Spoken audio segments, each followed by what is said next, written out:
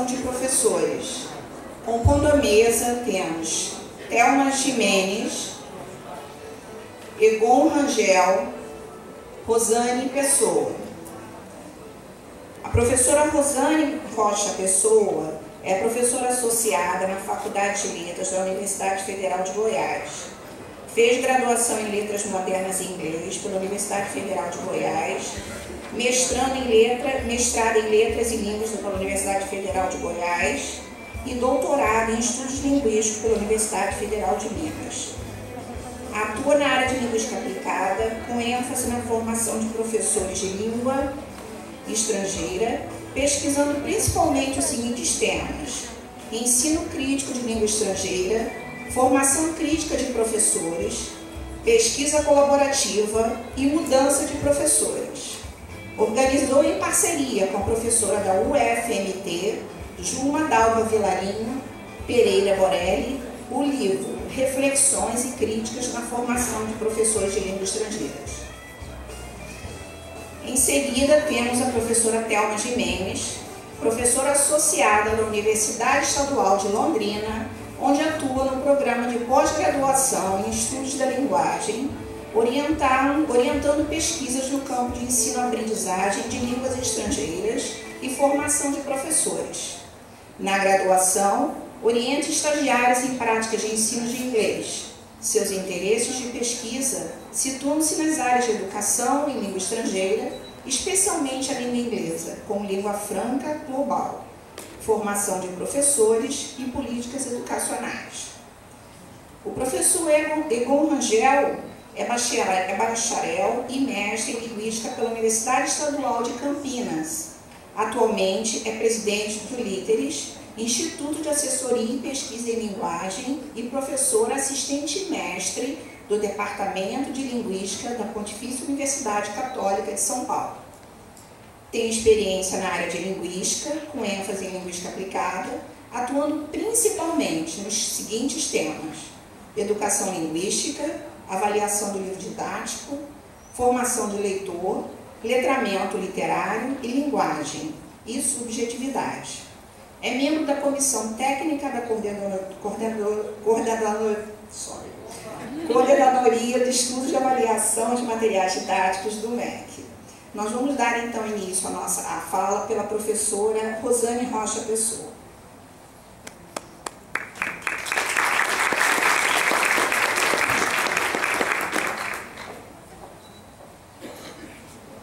Bom, boa noite. Acho que é boa noite já. Não, boa tarde ainda, né?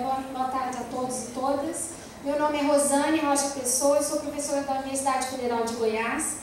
E eu gostaria de agradecer a comissão organizadora por ter me convidado para estar aqui. É um prazer estar aqui com o professor Egon e a professora Thelma e mostrar um pouco do trabalho que a gente tem feito em Goiás. E eu queria agradecer também a presença das pessoas que fazem de 4 participantes do nosso grupo de estudo, intitulado Transição. Bom, eu vou falar o título do meu trabalho, da minha apresentação, é Tensões Teóricas e Políticas na Formação de Professores de Língua Inglesa, e mais especificamente de um projeto de formação de professores na rede de formação continuada de professores de língua adicional do MEC. Né? Ontem a Cristina Nicolaides falou desse programa. E em Goiânia nós conseguimos implementar esse projeto que começou no início desse ano e termina em dezembro de 2013. Eu começo então falando das minhas concepções teóricas, para depois falar do projeto e depois eu termino com algumas reflexões sobre o trabalho que a gente tem desenvolvido nesse projeto. Bom, eu tenho trabalhado com formação reflexiva de professores, comecei a trabalhar com formação reflexiva de professores desde 1999 e desde 2005 eu tenho trabalhado numa perspectiva pós-colonialista de língua inglesa, de ensino de línguas estrangeiras e de formação de professores.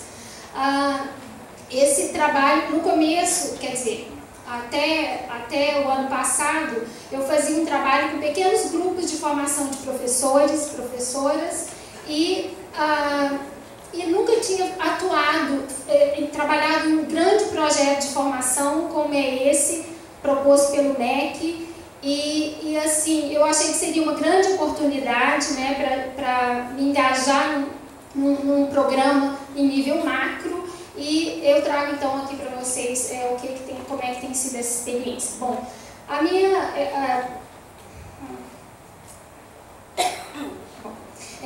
concepção de língua é essa do Pennycook e do Marconi-Machir, 2007, para quem as línguas existem só em função dos interesses humanos. As pessoas e as atividades que elas realizam deveriam ser centrais para o estudo de língua, e o objetivo principal das políticas linguísticas deveria ser o de promover e mudar o status político e econômico das pessoas, realçando a natureza da comunicação entre elas.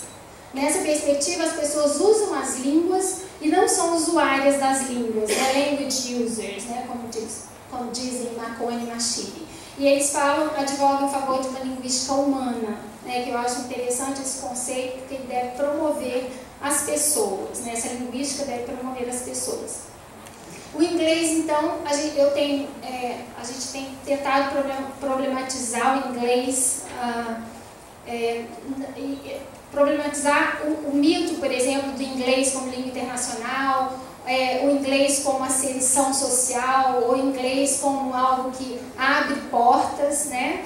E discutindo sempre fazendo sempre essa discussão que traz Pennycook, de que o inglês está profundamente envolvido em processos perniciosos da globalização, relaciona-se a posições de classe e possibilidades de desenvolvimento muito particulares, cria barreiras, tanto quanto apresenta possibilidades.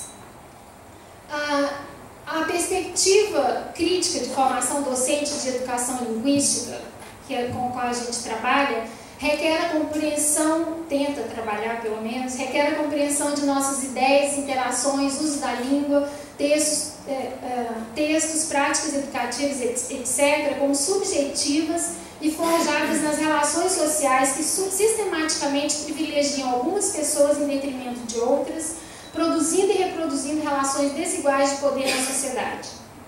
Tal perspectiva está embasada na pedagogia crítica de Freire, que defende o engajamento em um processo dialógico como meio de compreender como operam as ideologias dominantes e as relações sociais de poder, o que pode permitir que elas sejam desafiadas.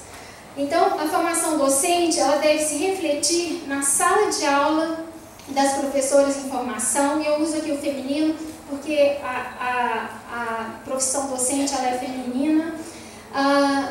Então, essa formação então, deve se refletir na sala de aula das professoras em formação, para que aprendizes de língua inglesa tenham também uma formação mais crítica de responsabilização pelas leituras que fazem e de questionamento do que é visto como natural e normal. A aceitação do que é natural pressupõe a negação de tudo que é diferente desse natural, o que dificulta a possibilidade de convivência com as diferenças e a compreensão da complexidade do mundo em que vivemos hoje, nessa uma citação do Lin-Maio. E a gente tem trabalhado nessa perspectiva de problematizar a democracia racial no Brasil, por exemplo, a heterossexualidade, o inglês, né, como língua internacional e várias outras questões. Bom, então eu quis começar com essa concepção teórica que eu tenho, que a gente tem no nosso grupo de estudo, porque esse posicionamento teórico, ele é também um posicionamento político, né, e eu acho que ele vai de encontro, nós ficamos muito felizes porque ele vai ao encontro, não de encontro, vai ao encontro de alguns documentos do governo e também da proposta dessa rede nacional de formação de professores de língua adicional. Bom, então eu começo trazendo esse decreto, né, da Presidência da República de 2009, em que institui a Política Nacional de Formação de Profissionais do Magistério da Educação Básica, com a finalidade de organizar em regime de colaboração entre a União, os Estados, o Distrito Federal e os municípios, a formação inicial e continuada dos profissionais do magistério para as redes públicas da educação básica. Eu trouxe, então, apenas um princípio e 2 objetivos eu destaquei, porque depois ele tem relação com o que eu vou discutir daqui a pouco. Bom, o princípio, então, que eu trago é esse: a importância do docente no processo educativo da escola e de sua valorização profissional, traduzida em políticas permanentes de estímulo à profissionalização, a jornada única, a progressão na carreira, a formação continuada, a dedicação exclusiva ao magistério, e principalmente a melhoria das condições de remuneração e a garantia de condições dignas de trabalho. Então, esse é um documento do MEC, e eu acho assim, todos os nossos esforços na área de formação docente, ela se complica bastante por conta porque não são atendidas, né, esses princípios, né, que são, inclusive, estão lá, né, nos documentos governamentais. E como objetivo eu destaco 2, o primeiro é promover a valorização do docente mediante ações de formação inicial e continuada que estimulem o ingresso, a permanência e a progressão na carreira. E o 8º objetivo, que é promover a formação de professores na perspectiva da educação integral, dos direitos humanos, da sustentabilidade ambiental e das relações étnico-raciais, com vistas à construção de ambiente escolar inclusivo e cooperativo. Né? Então, a gente vê aqui claramente essa perspectiva crítica, né, também delineada aqui no documento governamental.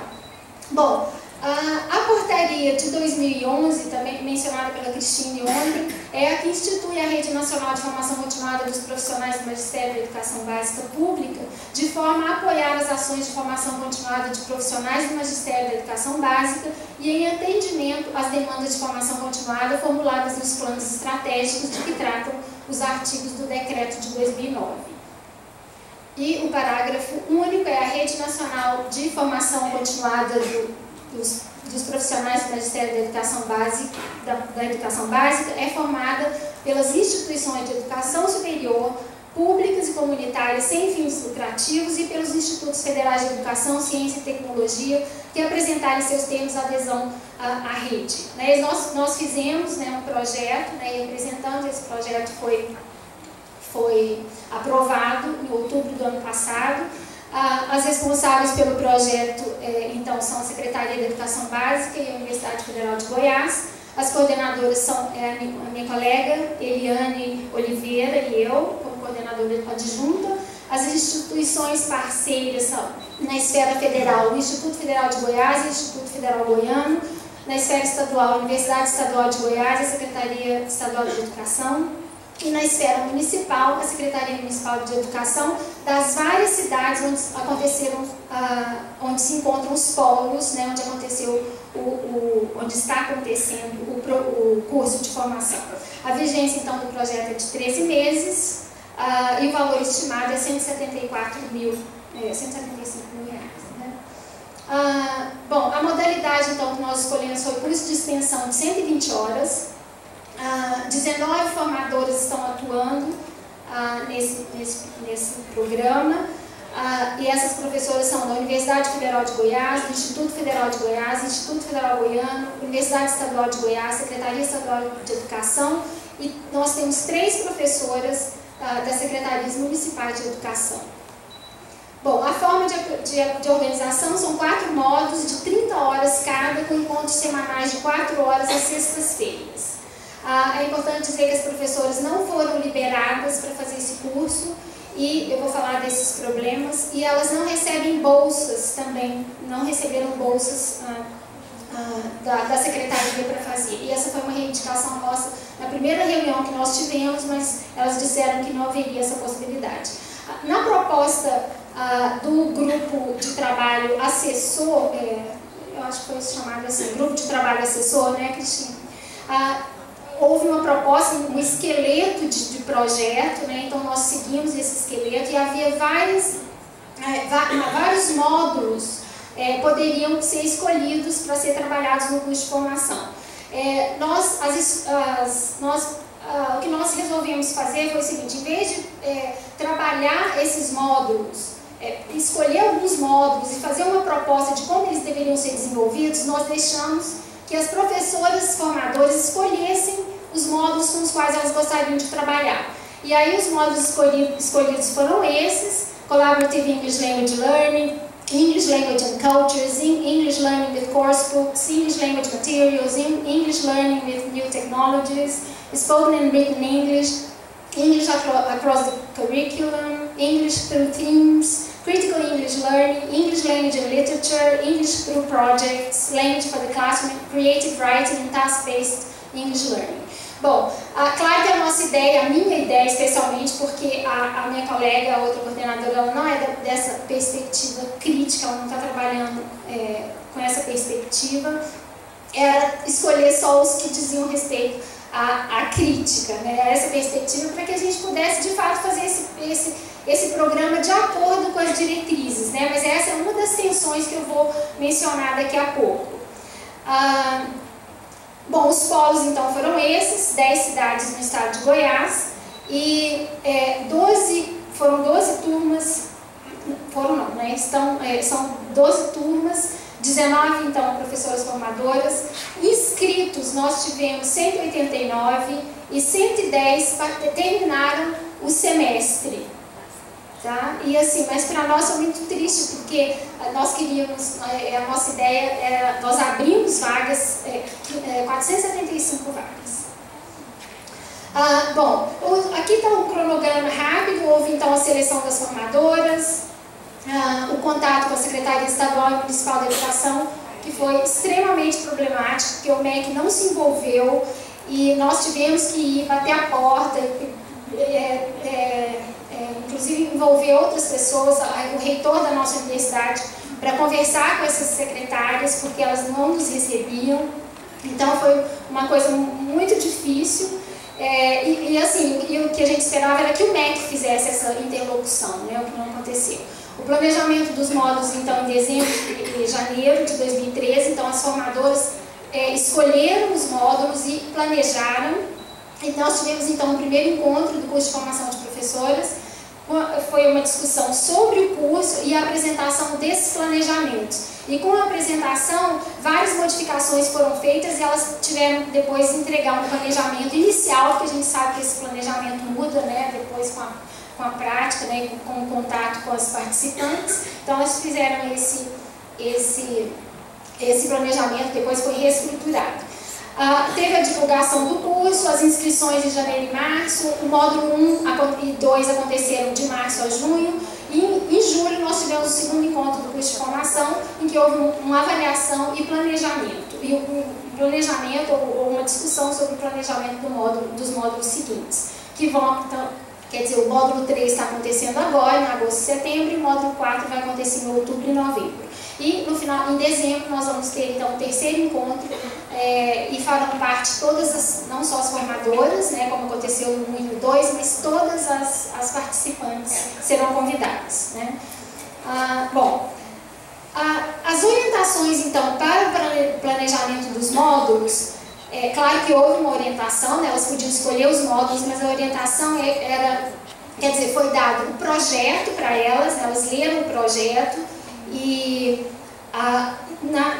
nós passamos também uma apresentação da Valquíria. Ela fez essa apresentação lá no dia dessa reunião nossa, quando a gente estava estruturando o programa, fazendo discussões. Ela fez essa apresentação sobre as orientações curriculares dos novos letramentos.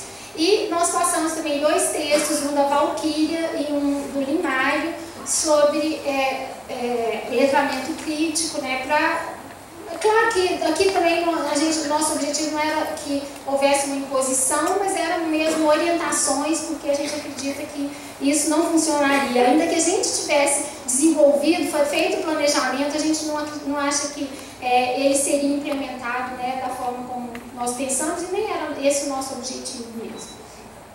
Bom, e no primeiro encontro, eu fiz uma fala também enfatizando algumas questões teóricas, né, e outras práticas, né, que deveria haver o equilíbrio entre o eixo linguístico, discursivo e o pedagógico, ambos sendo trabalhados de forma integrada.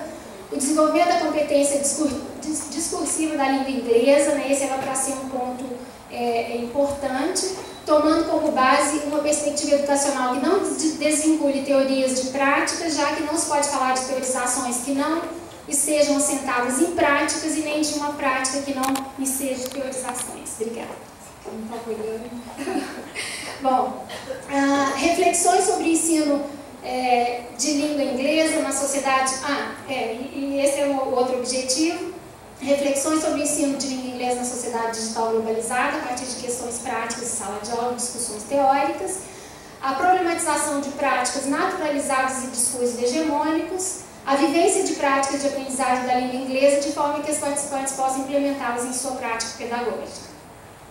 Bom, e outra discussão também que foi feita foi que eu trouxe o Boaventura de Souza Santos, com essa ideia de paradigma do conhecimento prudente, porque, segundo ele, não basta criar um novo conhecimento, é preciso que alguém se reconheça nele, né? Então isso foi bastante enfatizado, né? Que essas professoras elas tinham que se reconhecer nesse conhecimento que estava sendo construído ali nesse curso. Pois de nada valerá inventar alternativas de realização pessoal e coletiva se elas não são apropriadas por aqueles a quem se destinam. Na perspectiva do paradigma emergente, a escola tem um compromisso ético fundamental com as novas gerações. É uma escola cidadã que propõe, em nome da criticidade, a retomada de conceitos como justiça, felicidade, virtude, dignidade, solidariedade, entre outros. Isso também segundo o Boaventura de Souza Santos. E um aspecto importante desse novo paradigma é a utopia, que influi de algum modo sobre a disposição das pessoas, podendo levá-las não apenas a imaginar um mundo melhor, mas a lutar por ele. Então, isso foi apresentado e discutido, né, nesse primeiro encontro. Eu vou pular uma outra discussão teórica que foi feita e passo agora para as tensões teóricas e políticas. Então, como é que se deram essas tensões? Uma foi essa que eu já mencionei, que é a interação entre o Ministério da Educação e os sistemas e redes de ensino, e entre a instituição formadora, que no caso é o UFG, e os sistemas e redes de ensino também. Essa é uma dificuldade que a gente tem que tentar resolver. Como eu já disse, as inscrições, a nossa proposta era de que houvesse 475 participantes, 272 se inscreveram e, como eu disse, só 110 terminaram o curso. Então a gente lida com essa questão da permanência e desistência e por várias razões, até a língua inglesa, o uso da língua inglesa que a gente tentou priorizar no curso, é um motivo de permanência, mas também de desistência. Algumas pessoas não ficaram porque era dado em língua inglesa.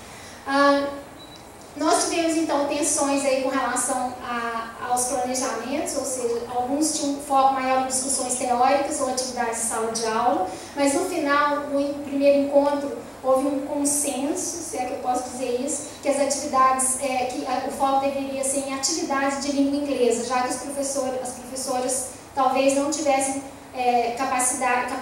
condições de discutir em língua inglesa, fazer discussões teóricas em língua inglesa, e o que a gente queria era priorizar o uso da língua inglesa.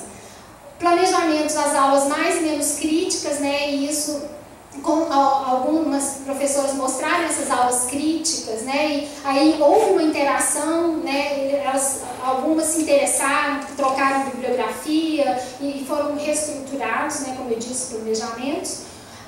Os encontros, alguns agora eu estou falando depois que aconteceram, os encontros. Alguns focalizaram em discussões teóricas e práticas pedagógicas. Obrigada. Alguns focalizaram práticas, alguns focalizaram mais discussões teóricas e outras focalizaram mais práticas pedagógicas. Alguns encontros tiveram interações mais em inglês e outras mais em português. As participantes, e aqui é sempre uma questão de conflito, por mais que a gente diga que as pessoas são diferentes, que ela tem níveis de linguísticos diferentes, essa questão é bastante conflituosa, participantes mais e menos proficientes, mas os resultados são interessantes na medida em que houve uma dificuldade para a manutenção do grupo, mas quem ficou, as avaliações são muito positivas e as pessoas se dizem que se sentiram fortalecidas e que o curso foi muito importante. E para as formadoras, né, a maioria, o engajamento foi muito grande e o distanciamento, houve o distanciamento de algumas pessoas, mas de duas, na verdade, duas formadoras especificamente, mas todas as outras se engajaram muito. E só para terminar, algumas reflexões, então, que ficam assim: como negociar as perspectivas teóricas de gestoras, coordenadoras e formadoras em grandes projetos de formação. Eu acho essa uma grande dificuldade. É possível promover o engajamento em novos e complexos usos da linguagem presentes na comunicação? É possível problematizar discursos únicos veiculados na língua inglesa e construir discursos de diversidade? Eu acho que é possível, mas nós temos que ainda caminhar muito nesse sentido. Como atuar para que haja uma efetiva contrapartida dos sistemas e redes de ensino? E é possível aumentar a participação docente em projetos de formação como esse, a participação das professoras, né, que tem muitas dificuldades e, enfim. E pode um curso de formação promover e mudar o status político e econômico das professoras participantes? Isso para mim é fundamental e está lá no decreto, né, do MEC, e eu acho que é isso que a gente tem que lutar por isso, né, para que o MEC invista não só em programas de formação como esse, mas em salários, em condições de trabalho. Eu acho que sem isso é muito difícil que esses cursos sejam bem-sucedidos, ou pelo menos da forma como a gente gostaria que fosse. Não é só isso. Obrigada.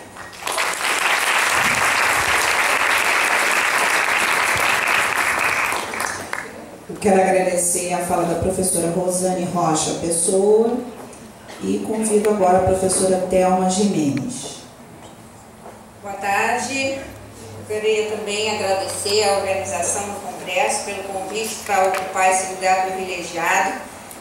Eu sei que o tempo é meu inimigo, eu vou tentar ser coerente em 16 slides, mas espero que eventualmente alguma falta de clareza possa ser compensada depois na discussão.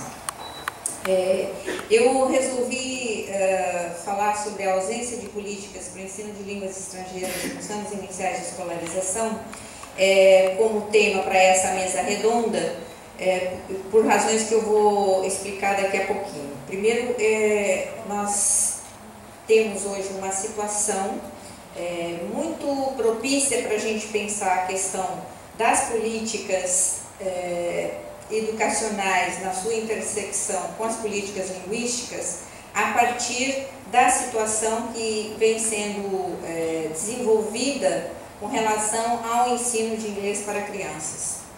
E eu vejo então que essa mesa, quando foi proposta com o título de Políticas Linguísticas sobre Formação de Professores, colocou um desafio para nós, né, que fomos convidados a refletir sobre isso, porque me pareceu um pouco estranho no começo pensar política linguística sobre formação, porque eu via mais uma intersecção entre políticas linguísticas e políticas educacionais, das quais eu faria um recorte para a questão da formação de professores como um dos elementos das políticas educacionais. Então, vou tentar articular alguma coisa em torno dessa justaposição, dessa intersecção que está posta na figura.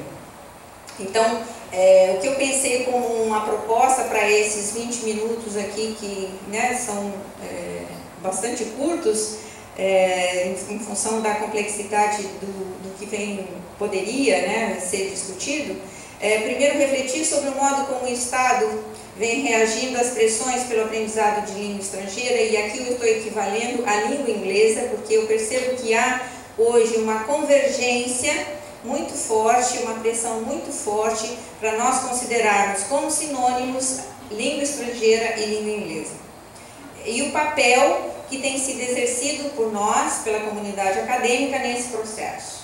Portanto, eu estou assumindo que nós já estamos fazendo uma política, né, e vou tentar justificar por que eu penso assim, e ilustrar isso a partir dessa relação entre o Estado e a comunidade acadêmica, de como a comunidade acadêmica vem participando dessas ações, exemplificando então com essa questão da introdução do ensino de inglês nos anos iniciais de escolarização, ou seja, do 1º ao 5º ano, que é uma situação que não está vindo por um caráter compulsório, como é o caso do ensino de língua estrangeira no ensino fundamental 2 e no ensino médio.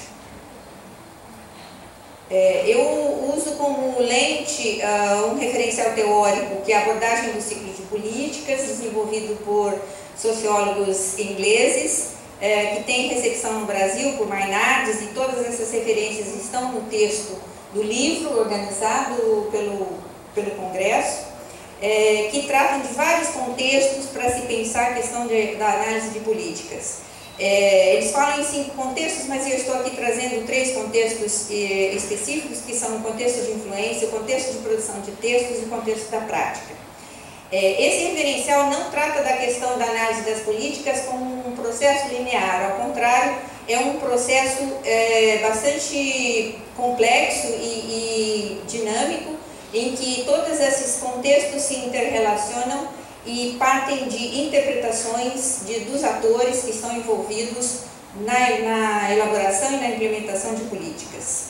Então, o contexto de influência vai tratar naturalmente de todas essas forças, vamos dizer assim, que vão atuar no sentido da criação de uma política.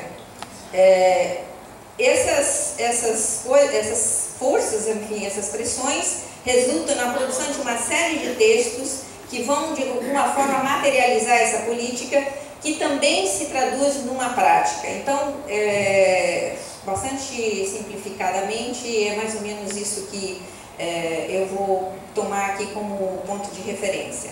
Então, vamos pensar no contexto de influência. Por que razão nós estamos tendo agora o ensino de língua inglesa nas escolas, a partir já dos anos iniciais e, em muitos casos, a partir até da educação infantil? Eu estou falando aqui das escolas públicas, não estou falando das escolas particulares. Primeiro, naturalmente, embora a gente já esteja até talvez cansado de ouvir falar disso, mas isso que a gente está chamando de globalização, que vem a ser, no meu entendimento, essa internacionalização da economia, vem como uma tendência mundial que busca, de alguma maneira, aumento dessa competitividade dos Estados nacionais numa escala mundial. E o inglês, nesse caso, é visto como uma forma de capital da sua força de trabalho. Então, vários estados nacionais têm adotado medidas para promoção dessa competitividade. Por exemplo, no Chile, nós temos o programa inglês Abre Puertas, que, a despeito das mudanças ideológicas, vem sendo preservado com alguma outra modificação, mas vem se desenvolvendo já ao longo de vários anos e pretende tornar o Chile um país bilíngue. Bilíngue, como o professor falou hoje de manhã, no sentido de espanhol e inglês, não bilíngue em outras línguas. A mesma coisa vem acontecendo na Colômbia com o programa Colômbia Bilíngue, e muitos de vocês já assistiram apresentações de colegas nossos da Colômbia que têm fortes críticas a esse programa. E no Brasil a gente tem o programa Ciências Sem Fronteiras, que também é uma iniciativa nacional para fazer frente a essa competitividade. Ainda dentro desses contextos de influência, eu coloco a mídia como produtora dos sentidos para esse ensino, e a gente vê, aí eu trouxe 3 exemplos, vocês têm acompanhado na imprensa, vê que todo dia tem uma notícia, mas, por exemplo, o ano passado, quando saiu o resultado daquela pesquisa feita pela English First, foi uma enxurrada de reportagens sobre o fato de que os brasileiros não sabem inglês.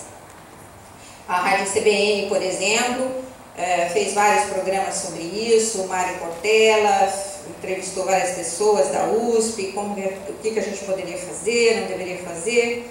O Globo também noticiou, a Gazeta do Povo. Então, ao longo do país todo surgiram reportagens ecoando um pouco desse resultado dessa pesquisa, e interessante, de uma forma bastante interessante, se definiu que 5% dos brasileiros dominam o inglês. Eu não sei como esses números foram construídos, porque me parece que nós, enquanto comunidade acadêmica, também não sabemos quantos brasileiros falam inglês ou não.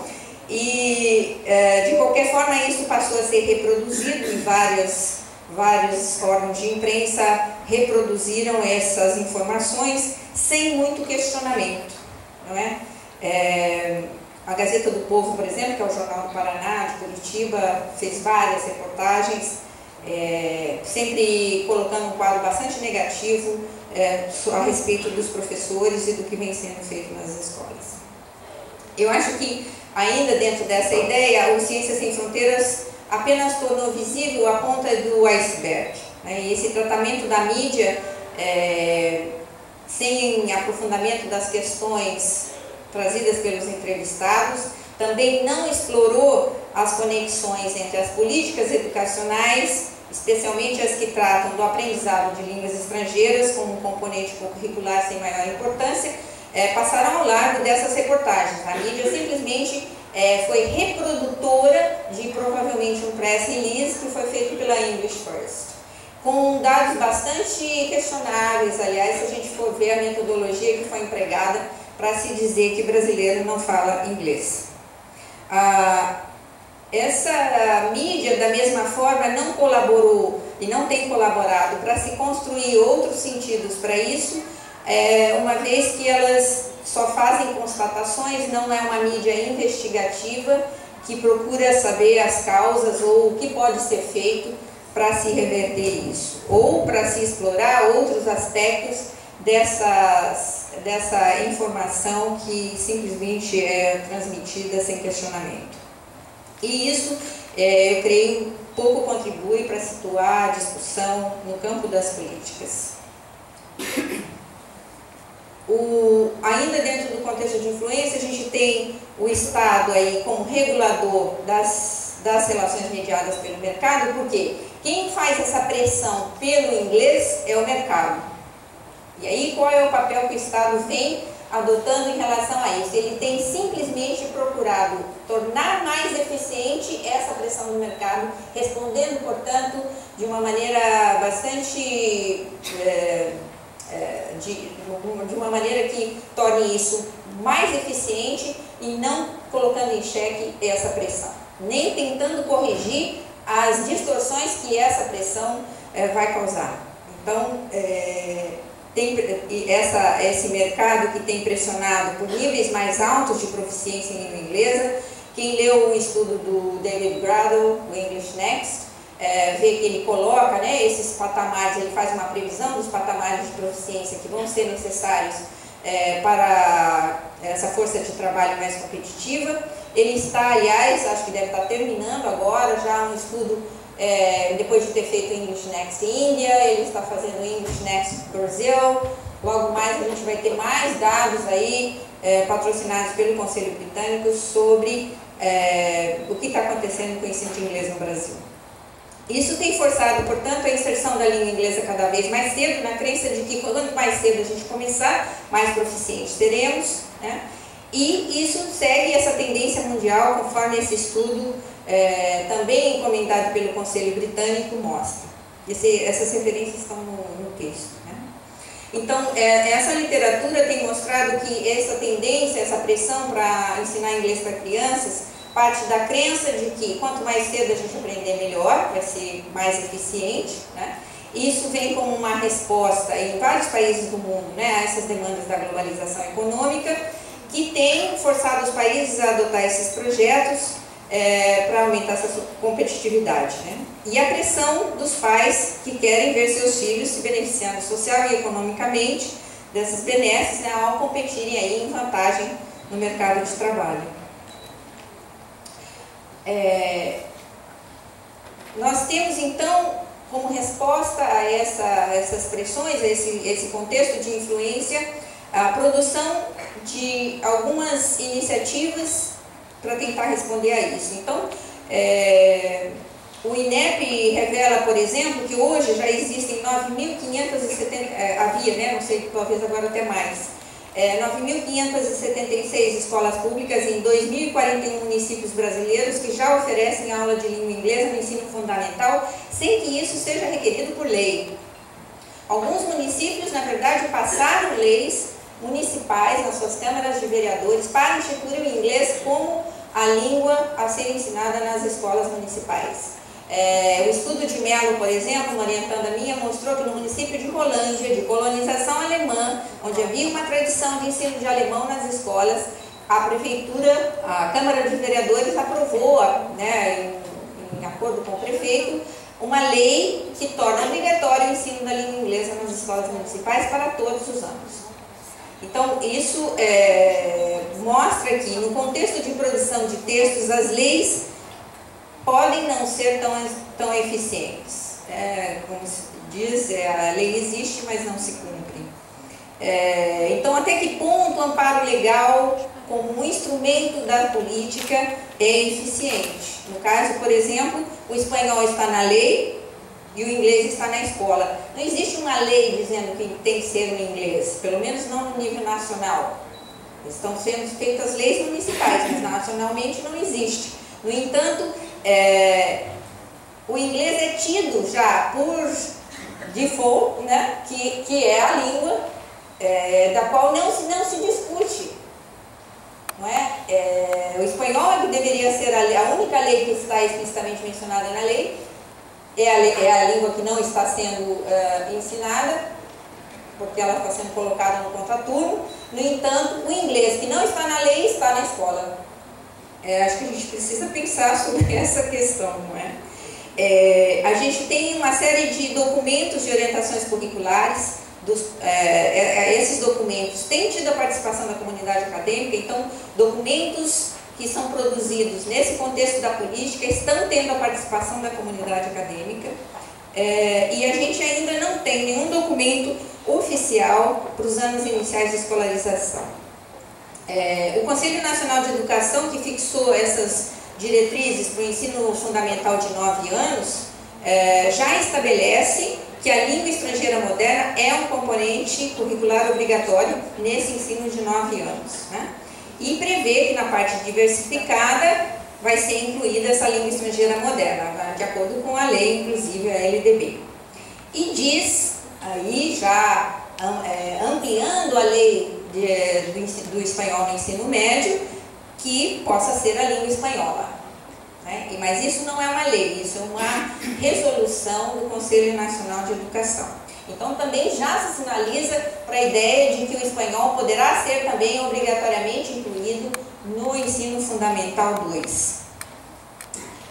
O artigo 31, no entanto, já abre essa possibilidade da língua estrangeira fazer parte dos anos iniciais de escolarização.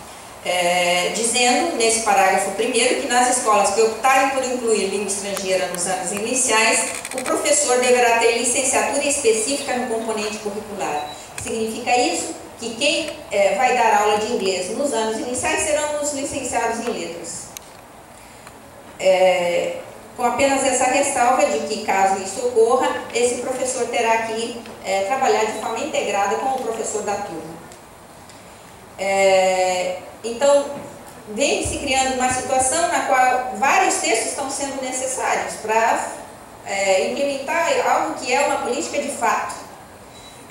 As orientações curriculares que vêm sendo produzidas ao longo de municípios. A gente, num projeto de extensão que temos, identificamos, por exemplo, a Associação dos Municípios do Oeste do Paraná elaborou um documento, Rolândia, que criou essa lei, tem um documento, Londrina tem um documento, Rio de Janeiro tem um documento. Então, imagino que, né, nas cidades, em todas essas capitais, em cidades até menores, devem existir documentos que estão sendo elaborados para orientar esse ensino que já está acontecendo. Além disso, existe uma pressão das editoras para que esses municípios adquiram esses livros didáticos.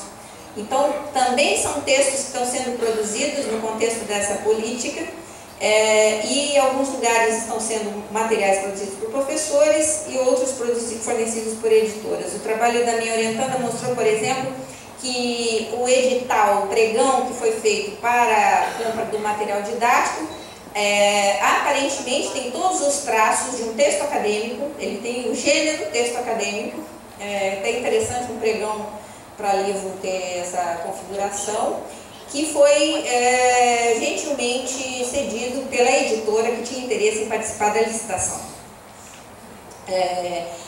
No caso do contexto da prática, a gente tem então a questão de formação de professores. Como é que a gente está lidando com isso? Os cursos de letras estão formando professores para os anos iniciais? Os cursos de pedagogia, que são os cursos que deveriam estar fazendo essa preparação, estão fazendo? Não estão, porque a língua inglesa não faz parte do curso de pedagogia.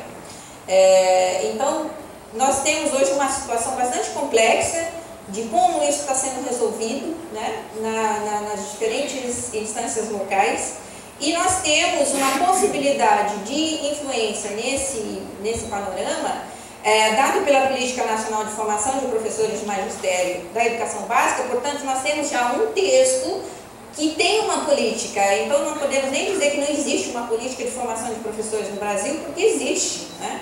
Existe um texto de 2009 que prevê os fóruns estaduais permanentes, compostos inclusive com representantes da sociedade civil, e que esses fóruns, eles existem justamente para pensar essas questões. E aí, até que ponto nós estamos nos engajando nesses fóruns, os representantes de nossas universidades participam desses fóruns, e o que vem sendo discutido efetivamente nos estados em relação a essa formação. Então, em termos de formação de professores, a gente vê algumas iniciativas em nível federal. A nova CAPES tem trabalhado com projetos como o LIF, que é o Laboratório Interdisciplinar de Formação de Educadores, PARFOR, Prodocência, Prolicenciatura, PIBID, Novos Talentos. No caso específico de língua estrangeira, esse programa tem convênio com a Fulbright, que vai mandar 5.000 professores para os Estados Unidos. A Rede Nacional de Formação Continuada, que a Rosane falou. Então, existem iniciativas de formação de professores. Nenhuma delas está tratando da questão de formação do professor para esse nível de ensino. As disciplinas de graduação, eu falei que o tempo era meu inimigo. As disciplinas na graduação que têm procurado fazer essa formação são optativas, dadas ou no curso de letras ou no curso de pedagogia. Há cursos de especialização, eu vou fazer um pouquinho de propaganda aqui, aproveitando que eu estou aqui na frente, nos meus 15 minutos de fama. Nós temos aprovado agora, a UEL conseguiu a aprovação pela UAB, um curso de especialização em ensino de inglês para crianças à distância, que vai começar a funcionar o ano que vem, além dos mestrados profissionais, que também são espaços para se criar esse tipo de formação. E também quero dar a boa notícia que o mestrado profissional da UEL em Letras Estrangeiras Modernas foi aprovado pelo CTC. Estamos muito felizes com a notícia, que também é uma possibilidade, porque ele também inclui aí algumas disciplinas voltadas para essa formação. Então, só para terminar, desculpa, eu estou extrapolando o meu tempo, mas são 18 slides, está aqui, estou terminando. Qual é o papel da comunidade acadêmica nesse quadro? Então, estamos ausentes ou presentes da formação dos professores que estão nessas quase 10.000 escolas municipais? Estamos ausentes ou presentes na elaboração de documentos de orientações curriculares? Estamos ausentes ou presentes nas pesquisas sobre esse contexto? Estamos ausentes ou presentes nas instâncias decisórias sobre currículo e formação de professores? Não é? No entanto, eu acho que a comunidade acadêmica é um ator importantíssimo nesse espaço vazio de políticas específicas ou de ações específicas para o ensino de línguas estrangeiras, dentro dessa política que vem se constituindo aos trancos e barrancos. Então, essa relação do que eu estou chamando de poder público e poder acadêmico, não é? Essas políticas de formação não podem ser dissociadas das políticas para o ensino-aprendizagem, ou mesmo das políticas linguísticas. Os pesquisadores e formadores de professores que se veem como protagonistas de políticas atuantes, principalmente nos contextos da prática e da produção de textos, que são contextos onde nós estamos, poderiam ocupar mais espaço no contexto de influência. Ou seja, trata-se menos de optarmos ou não pelo engajamento com as políticas e mais de quais contextos queremos fazer parte e como queremos participar. Muito obrigada.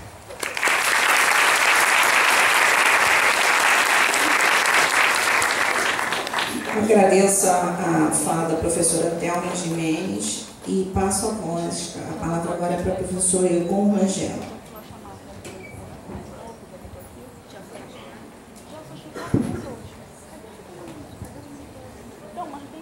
Boa tarde a todos e a todas. Quero agradecer a oportunidade de participar dessa mesa. Imagino que o convite para essa participação veio de um lugar muito específico de fala, que eu quero explicitar desde já, que não é propriamente um lugar acadêmico. Eu não vou falar aqui de nenhuma pesquisa feita nessa área, nem de nenhuma atuação na universidade a respeito de formação de professores, embora há tempos atrás eu tenha trabalhado também no curso de letras. O ponto de vista que me permite dizer as coisas que eu vou dizer logo mais é o daquele que está trabalhando no contexto de políticas públicas na área de educação, ensino de língua materna, né? Então, desse ponto de vista, o que eu pensei que teria de interessante para dizer era alguma coisa, na verdade, muito simples do ponto de vista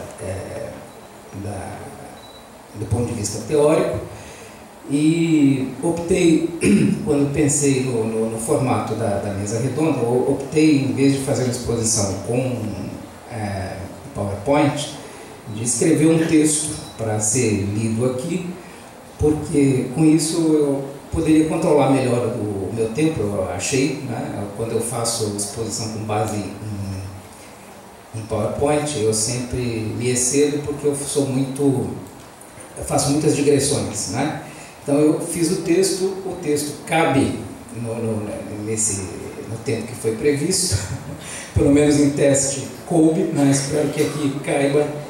E a intenção, na verdade, é simplesmente de levantar um ponto para discussão, alguns pontos para discussão, porque uma das grandes desvantagens, talvez vantagem, de falar por último é que quase tudo de importante já foi dito, né? Então eu vou repetir, como vocês vão perceber, muita coisa do que a gente já ouviu ao longo desse congresso, que para mim tem sido muito interessante e tenho aprendido bastante, especialmente nesses debates e mesas redondas em que as discussões têm sido nesse campo da linguística aplicada bastante inovadoras, né? Pelo menos no contexto brasileiro. Bem, o texto que eu vou ler está dividido em 3 momentos. O primeiro deles gira em torno da questão da noção de política linguística, porque, tal como a Thelma, eu estranhei o nome da mesa e fiquei pensando muito o que se poderia discutir sob um título como esse, né? Depois eu falo um pouquinho sobre a questão da formação dos professores de língua portuguesa, desse ponto de vista que eu já explicitei, e mais precisamente ainda, do ponto de vista de 2 programas do Ministério da Educação, que são o Programa Nacional do Livro Didático e a Olimpíada de Língua Portuguesa, que são bastante diferentes, mas tem uma série de questões, junto com outras iniciativas do governo federal, tem algumas questões em comum interessantes que permitem a gente fazer uma boa discussão sobre o que pode estar em jogo nessa articulação que o título da mesa propôs.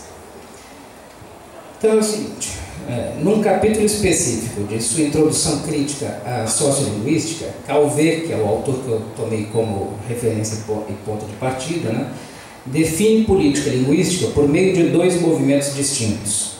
No primeiro, o autor entende o termo como referindo-se a um conjunto de escolhas conscientes referentes às relações entre língua e vida social, efetuadas por não importa que grupo da sociedade, ele frisa bastante isso, que não importa qual é o grupo da sociedade que está em jogo. O objetivo final dessas escolhas seria o de gerenciar as trocas linguísticas de uma determinada comunidade, sempre sujeitas a algum grau de plurilinguismo, e, portanto, de conflito ou dificuldade de intercompreensão, porque o plurilinguismo, nesses textos do Calvé que eu estou tomando como referência, é um sinônimo, na verdade, de... ou melhor, ele estende a noção de plurilinguismo ao interior de uma língua só também, né? E, portanto, ele está falando da gestão da intercompreensão. Num segundo movimento, Calvé afirma que a implementação prática de uma política linguística, ou seja, as intervenções diretas sobre as formas e as funções da língua em jogo, constituiria o planejamento linguístico, como a gente já viu aqui repetido várias vezes, né? No entanto, só o Estado, adverte o autor, teria o poder e os meios de passar ao estágio do planejamento, de pôr em prática suas escolhas políticas. Numa concepção assim construída, retomada e aprofundada pelo próprio autor numa obra posterior, um livrinho da coleção Quesserge sobre política linguística e planejamento linguístico não só são considerados como inseparáveis, como a primeira, a política, né, é entendida basicamente como o momento da concepção e da formulação, enquanto o segundo movimento é percebido como a aplicação do já formulado. Podemos dizer, então, recorrendo a dois termos utilizados pelo próprio autor, que Calvé apresenta as políticas linguísticas, em primeiro lugar, como um processo ou um movimento sociolinguístico em dois estágios, e aí o termo é importante, né? Em segundo lugar, como um binômio, e, portanto, como uma unidade solidária constituída pela articulação de dois termos. Por outro lado, como bem explicita o autor citado, tanto a expressão quanto o objeto que ela recorta teriam se constituído como tais na segunda metade do século XX, em consequência de questões mais amplas, diretamente relacionadas à política interna e externa de Estados nacionais nesse período. Desse ponto de vista, podemos dizer que uma política linguística é também e necessariamente um objeto histórico-social. Não é só um binômio ou uma articulação, né? É também um objeto histórico-social.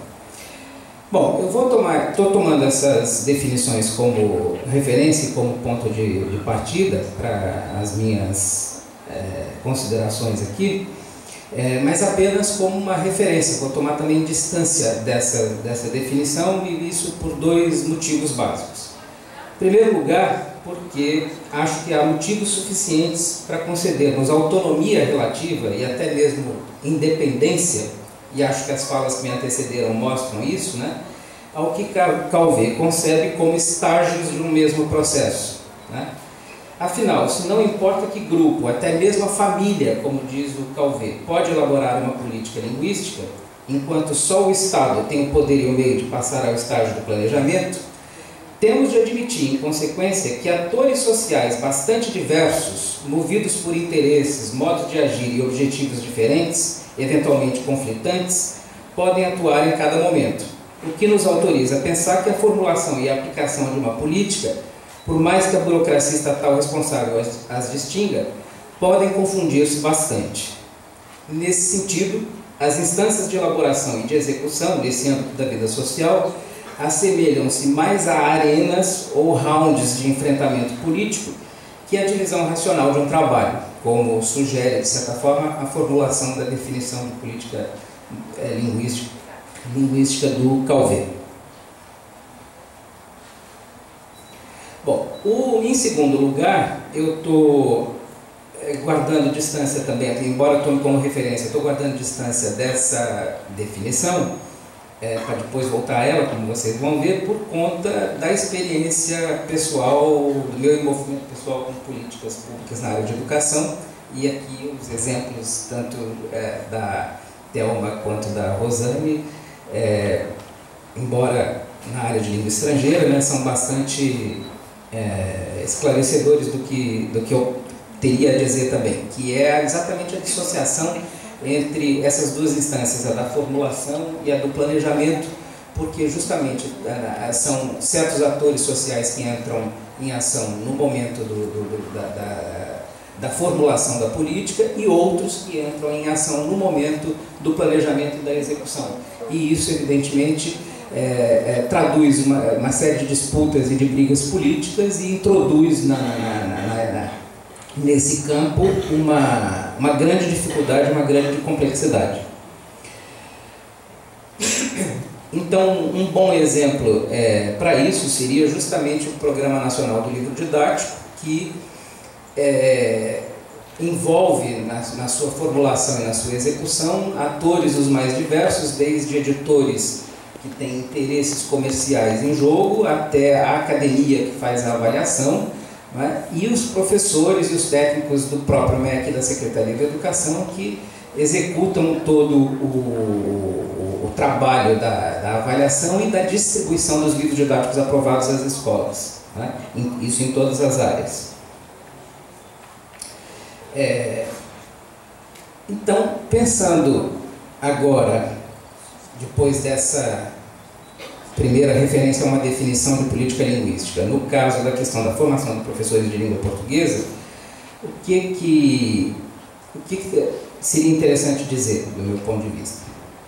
Então, para os aspectos das políticas linguísticas que pretendo trazer à tona, interessa distinguir políticas explícitas, como as determinações enunciadas em documentos como as orientações curriculares nacionais para o ensino, seja de língua estrangeira moderna, seja de língua portuguesa, e as implícitas, como no âmbito do PNLD, a aposta que se faz na leitura como ferramenta básica para o ensino-aprendizagem em todas as áreas, e isso por consequência de se optar pelo livro como instrumento didático, como material didático básico, né?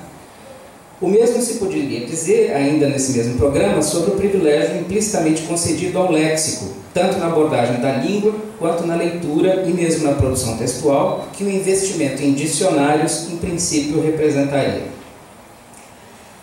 Bom, se considerarmos em conjunto, agora, uma parte significativa dos documentos, das iniciativas e dos programas que nas 2 últimas décadas têm pautado a reorientação oficial relativa ao ensino de língua materna, como os parâmetros e diretrizes curriculares para o ensino fundamental e o médio, o próprio PNLD que eu citei agora há pouco, né, que distribui, no caso que nos interessa, livros didáticos de alfabetização de língua portuguesa, livros para leitores iniciantes, dicionários, os programas de alfabetização e, mais recentemente, o Pacto Nacional para a Alfabetização, a Olimpíada da Língua Portuguesa, né? Se a gente pensar nesse conjunto de iniciativas do Ministério da Educação, a gente pode perceber neles alguns traços comuns.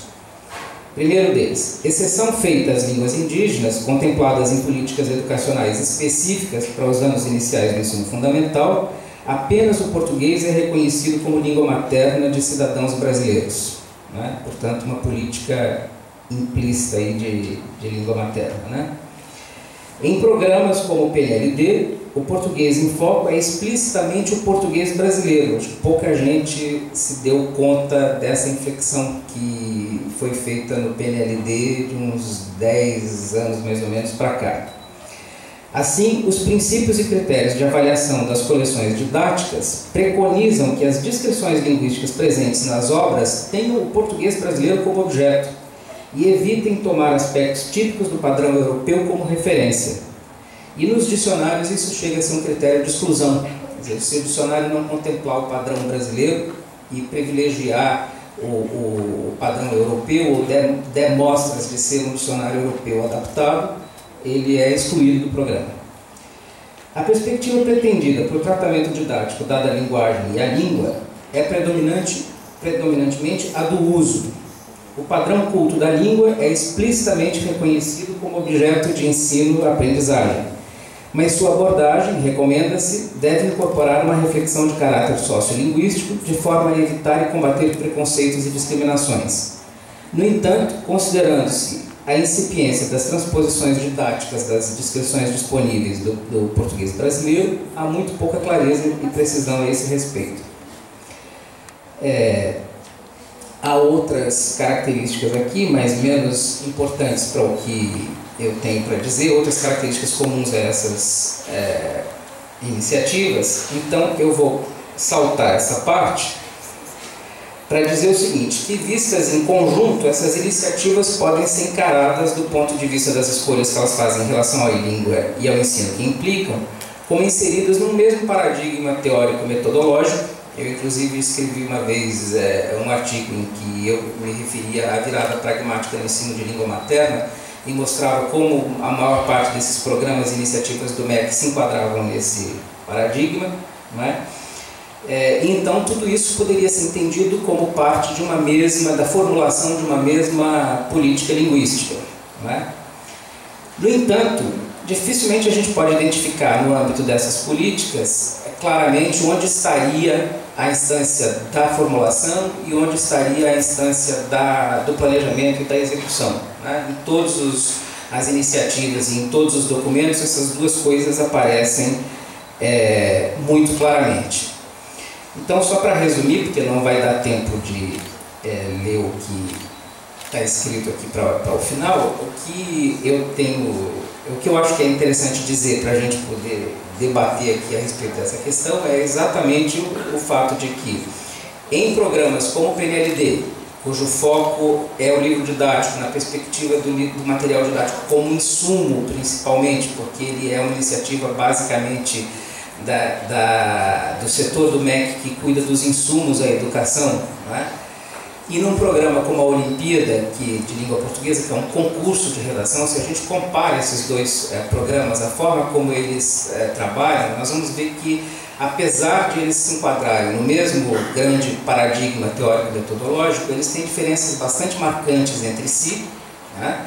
Então, a ideia de uma formulação única dentro de uma mesma política já ficaria comprometida por isso, né? E, por outro lado, uma coisa interessante que a gente observa nesses dois programas e em outros também é que a formação do professor está prevista o tempo todo.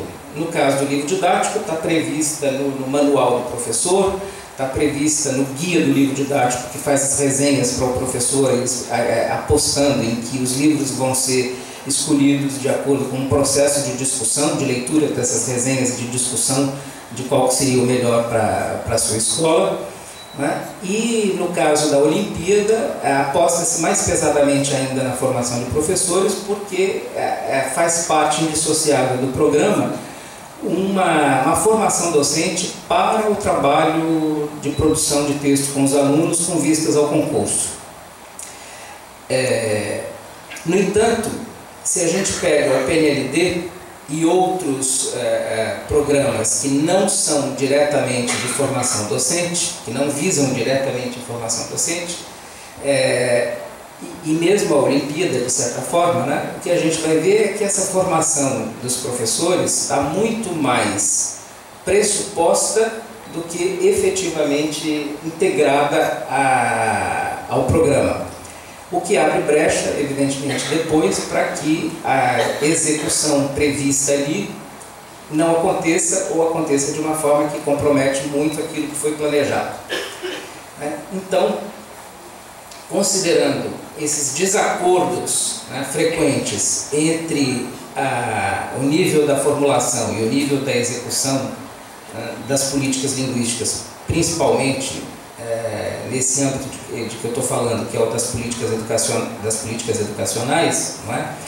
Dá para a gente chegar a algumas constatações, talvez, né, ou algumas formulações que podem ajudar a gente a pensar a respeito de o que é exatamente, então, uma política linguística e como concebê-la na sua relação com a formação docente, né, tendo em vista os interesses que nos movem como educadores, não é? Então, eu penso que daria para dizer as seguintes coisas, para fechar a minha fala. Primeiro, que a instância da formulação não é tão articulada nem tão explícita quanto pode parecer, e a instância do planejamento e ou da execução não é pura e simples aplicação, nem é tão organizada nem tão racional quanto a metáfora do binômio dá a entender. Muito pelo contrário, acho que a fala da Thelma deu dados bastante contundentes a esse respeito, né? Há mais políticas e, sobretudo, mais burocracia estatal no campo das políticas linguísticas do que esse esquema permite perceber e compreender, esse esquema do Calvé, né? Entender o funcionamento dessa burocracia e dos regimes de poder que a governam é fundamental para a atuação, a análise e a pesquisa a respeito. Por isso mesmo, uma outra constatação, eu acho possível, é que julgar os produtos e os resultados de políticas linguísticas do ponto de vista exclusivo da coerência política-planejamento, como a gente vê em muitas dissertações e teses, né, é esquecer a relativa autonomia das políticas como formulações ideológicas e elidir a ação, no entanto, necessária e decisiva das muitas instâncias que se estabelecem entre a primeira e a segunda. E aqui eu queria, quando falo das condições de produção, eu queria lembrar, também com vistas à discussão que a gente vai fazer, do Pacto Federativo Brasileiro, não é? Das características desse Pacto Federativo e dos problemas de administração, inclusive, em todas as esferas que isso coloca para a gente. Portanto, tomar os resultados como consequências diretas do bem ou mal fundado, do acerto ou do erro da formulação. O que, a meu ver, é um equívoco, né? É, enfim, esquecer as condições de produção próprias de uma e outra instâncias. E quando eu digo que é um equívoco, é porque é muito frequente, por exemplo, a gente dizer que a ideia dos ciclos de aprendizagem estava furada porque não deu certo, né? É muito frequente a gente ouvir esse tipo de coisa, e com isso a gente queima muitos dos nossos instrumentos teóricos e metodológicos, esquecendo, né, de fazer intervir na discussão justamente essa instância da política no seu miúdo, no seu dia a dia. Em consequência, creio ser possível inverter a fórmula de Calvet invocada no início da minha fala. É o planejamento, e com mais razão a intervenção linguística propriamente dita, que é inseparável de uma formulação política.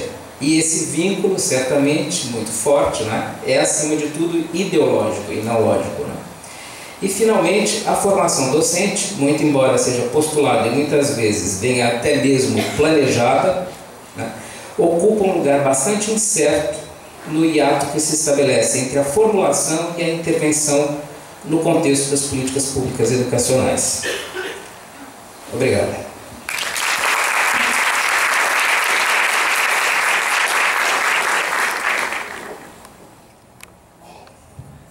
Quero agradecer então a fala do professor Egon Rangel, e dando continuidade, né, à nossa mesa, eu abro agora para as perguntas. Nós vamos ter uma faixa mais ou menos de 15 minutos para depois darmos continuidade à programação e ao encerramento do evento.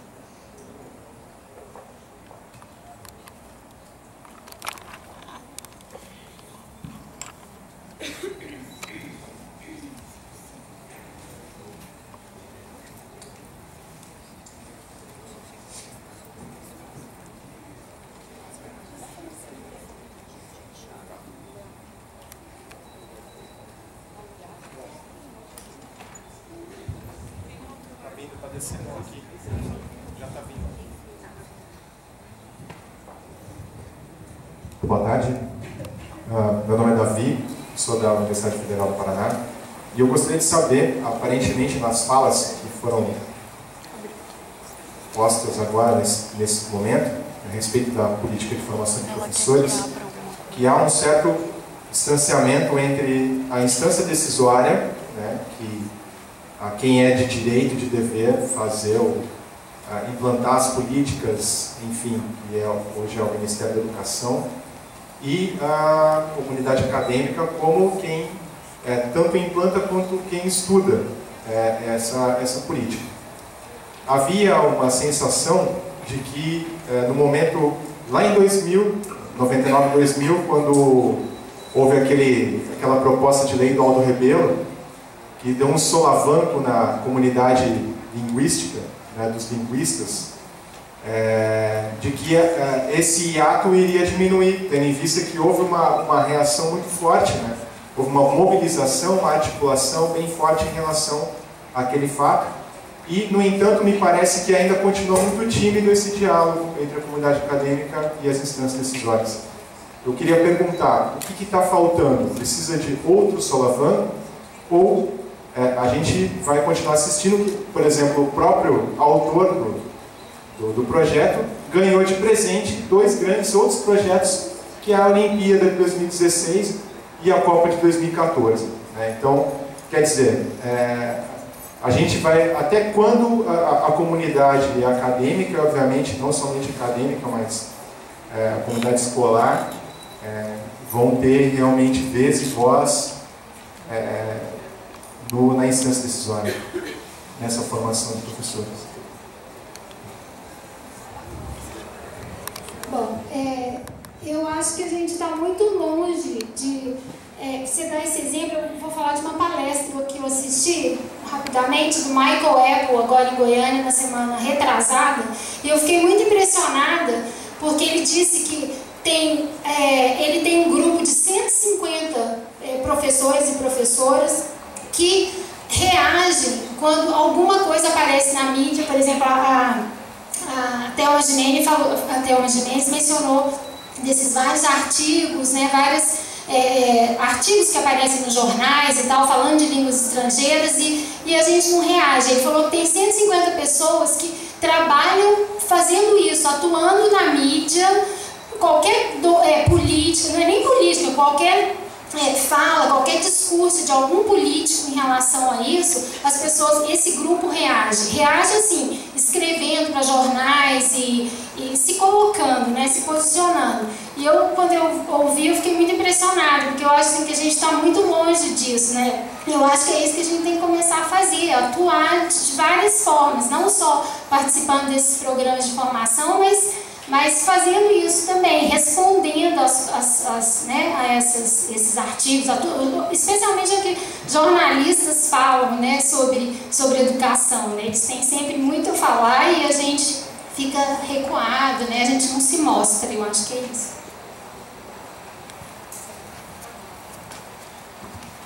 Bom, eu penso que o que está faltando nesse caso é um engajamento maior da universidade nas políticas públicas, e engajamento que não seja subserviência, quer dizer, que não repita essa ideia de que você tem um plano de um momento de formulação e um momento de execução como duas coisas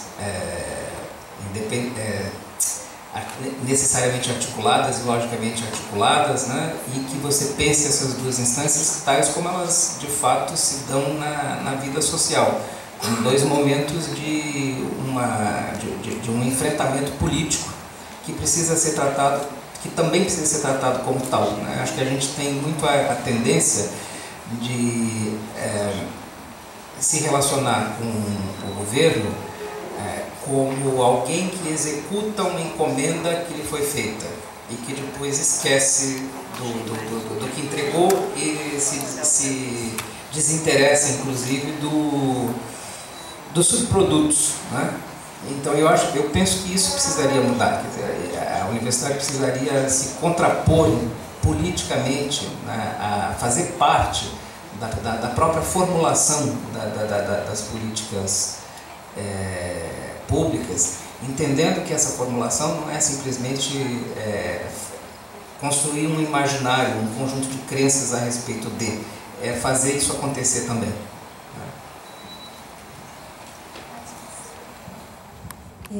Bom, eu não sei, eu penso que as leis, por exemplo, talvez precisem ser vistas como textos, e como esses textos têm ou não têm impacto. Não é? Então, quando a gente fala, existe uma distância entre quem elabora a política e quem a implementa, talvez a relação não seja assim, tão simples. Não é?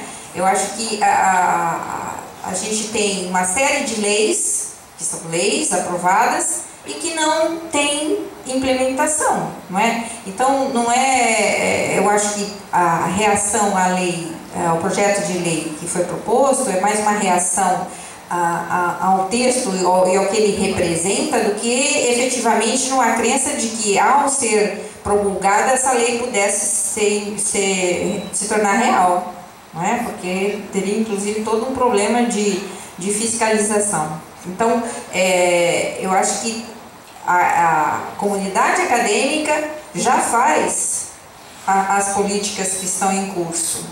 Depende do que a gente está considerando como política. Se são as ações que vêm do poder público, do governo, né, de órgãos, de algumas determinadas instituições. Política é o que nós estamos fazendo nas universidades, não é? Na formação de professores, enfim, nas nossas pesquisas, nós estamos materializando políticas. Então, como que a gente pode dizer que isso não nós estamos fazendo uma política que talvez não seja coincidente com algumas políticas propostas por órgãos governamentais, mas nós estamos fazendo. Então, o que eu coloquei naquele último slide foi mais no sentido de como que essa política que a gente faz, né, que está nesses contextos de prática, nos contextos de produção de textos, podem ter um impacto maior no contexto de influência. Acho que é essa a sua pergunta, né? Como que nós podemos ser atores mais influentes, não é? No rumo que a gente quer. O problema é que a gente precisa primeiro se engajar num diálogo democrático para descobrir qual é o rumo que a gente quer, porque a sociedade não é homogênea. Então, quais grupos estarão representados na política X, Y ou Z? E quais a comunidade acadêmica vai defender? Então, eu acho que é preciso primeiro ter esses espaços públicos de discussão de que políticas são essas, né, que rumos gostaríamos de tomar em relação à questão das línguas. E a gente não tem consenso. Boa tarde, meu nome é Patrícia, sou mestranda em Linguística Aplicada aqui no FRJ. Em relação à apresentação da professora Thelma, obrigada, professora, pela sua apresentação.